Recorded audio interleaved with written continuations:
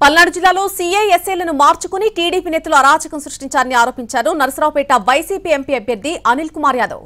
దీంతో గురజాల, వినుకొండ, పెదకూరుపాడుల్లో దాడులు కొనసాగాయని, వైసీపీ బలం ఉన్న చోట కావాలనే పోలీసులు ఎక్కువగా ఉంచారని అన్నారు.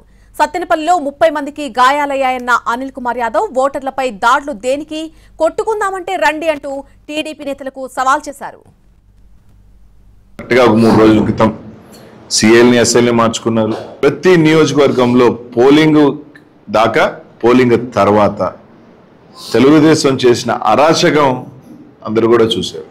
దాదాపు ఎస్పీ గారు, ఐజీ స్థాయి ఒక అధికారి పూర్తిగా మాచర్ల నియోజకవర్గంలోని.